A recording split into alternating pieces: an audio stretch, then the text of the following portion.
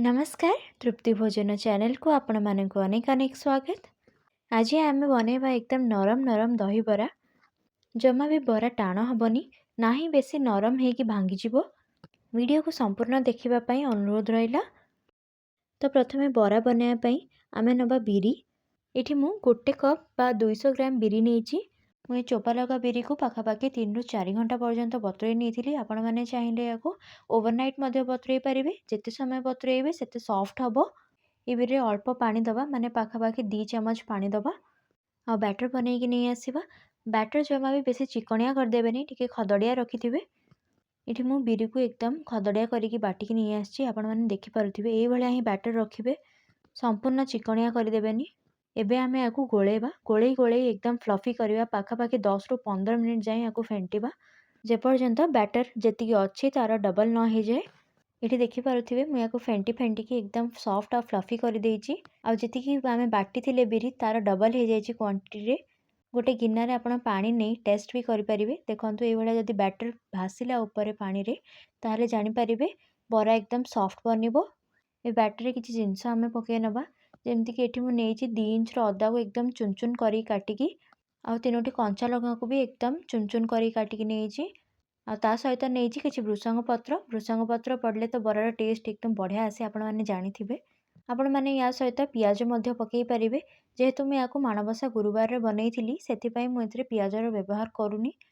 आपण मैंने ये पियाज भी ऐड करें। चैनल नुआ थिले प्लीज सब्सक्राइब करंतु और फेसबुक पेज देखुले फॉलो करंतु। तापर ये आम दबा गोटे छोट चामच जीरा, अध छोट चामच जुआणी। एथरे आम दबा 300 ग्राम सुजी बा मुझे चा कप रे 3 कप देइछि। मु आगो को बैटर कंसिस्टेंसी देखिदेवी से हिसाब रे आपण माने सुजी पकेबे। कहीं सुजीर क्वांटिटी डिपेंड करे आपणकर बिरीर क्वालिटी आ आपण माने केतिकी पानी देइचंदी बाटिला बेले अल्प टिके कम अधिका लागि पारे। एबे आमे सुजी देकी भल भाबरे बिरी बटा सहित मिक्स करि नबा।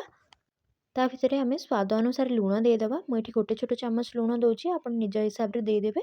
लुण को मिसई ने भल भाव बैटर सहित।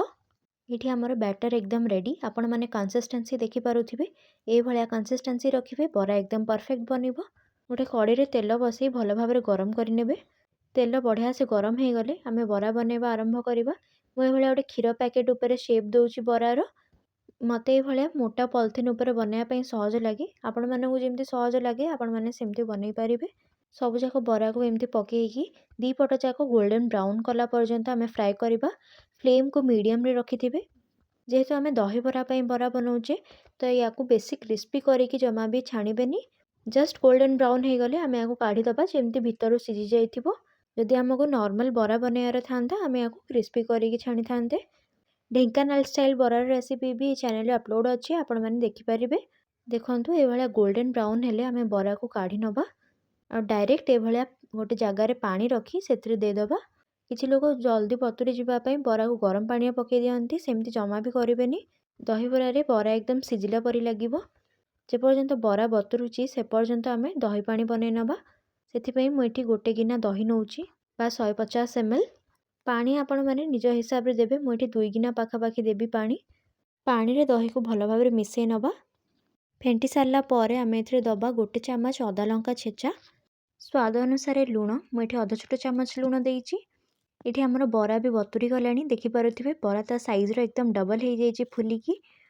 एबे आम ये बरार पानी को भल भाव चिपुड़ीकी ये दही पानी दबा।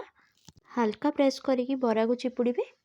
बेसी प्रेशर देवेनि ना बरा भांगीज। ये मुझे सबजाक बरा को दही पानी दे देइछि। एबे मस्त छुंकटे प्रस्तुत करवा। से मुझे देइछि 2 चामच तेल। तेल गरम हो गले प्रथमे आम दबा पंचफुटण। जमी पंचफुटण फुटीज आम दबा 3टी सुखिला लंका। लंकार क्वांटिटी आपण मैंने कम अधिका करेंगे। किसी भृषंग पत्र तापर दबा। गैस फ्लेम को लो रे रखिथे ना पोड़ीज सबजाक फुटण। भृषंग पत्र पकई सारा पर गैस फ्लेम को ऑफ करदेवे। एबे फुटण को लेकिन आम दही बरा उपर पकई नबा। फुटण पकई सारा पर आम ए दबा किसी रेड चिली पाउडर। आपण केतिकी राग खाऊँच से हिसाब से रेड चिली पाउडर पकेबे। रेडी हो गला आमर कलिया कलिया दही बरा। एबे चलतु सर्व करवा। तो आम सबजाक दही बरा को गोटे सर्विंग प्लेट रे रखिबा। ऊपर किसी गुगुनी देदबा। ମୁଁ ଆଳୁଦମ୍ ବନେଇ ନଥିଲି, ଆପଣମାନେ ଚାହିଁଲେ ଏଥିରେ ଆଳୁଦମ୍ ବି ପକେଇ ପାରିବେ ଆଉ ଦହିବରା ଆଳୁଦମ୍ ଏନ୍ଜୟ କରିପାରିବେ। ଉପରେ କିଛି ଚାଟ୍ ମସଲା ଆଉ ଲଙ୍କାଗୁଣ୍ଡ ପକେଇଦେବେ, ବହୁତ ବଢ଼ିଆ ଟେଷ୍ଟ ଆସିବ। ଉପରେ କିଛି ଛଣା ସେଉ ଆଉ କଟା ପିଆଜ ଦେଇ ସର୍ଭ କରିଦିଅନ୍ତୁ। ଆପଣମାନେ ଏଇଭଳିଆ ନିଶ୍ଚୟ ଥରେ ଟ୍ରାଏ କରନ୍ତୁ ଆଉ କେମିତି ବନିଲା ମୋତେ ନିଶ୍ଚୟ ଜଣେଇବେ। ଭିଡ଼ିଓ ଭଲ ଲାଗିଥିଲେ ଭିଡ଼ିଓକୁ ଲାଇକ୍ କରନ୍ତୁ, ନିଜ ଫ୍ରେଣ୍ଡସ୍ ଆଉ ରିଲେଟିଭ୍ସକୁ ସେୟାର କରିଦେବେ। ଚ୍ୟାନେଲରେ ନୂଆ ଥିଲେ ସବସ୍କ୍ରାଇବ୍ କରନ୍ତୁ, ଫେସବୁକ୍ ପେଜ୍ରେ ଦେଖୁଥିଲେ ଫଲୋ କରନ୍ତୁ। ଆଜି ପାଇଁ ଏତିକି, ଆଉ ଥରେ ଆସିବି ଆଉ ଗୋଟେ ନୂଆ ରେସିପି ସହିତ। ସେଥି ପର୍ଯ୍ୟନ୍ତ ରହୁଛି। ନମସ୍କାର, ଜୟ ଜଗନ୍ନାଥ।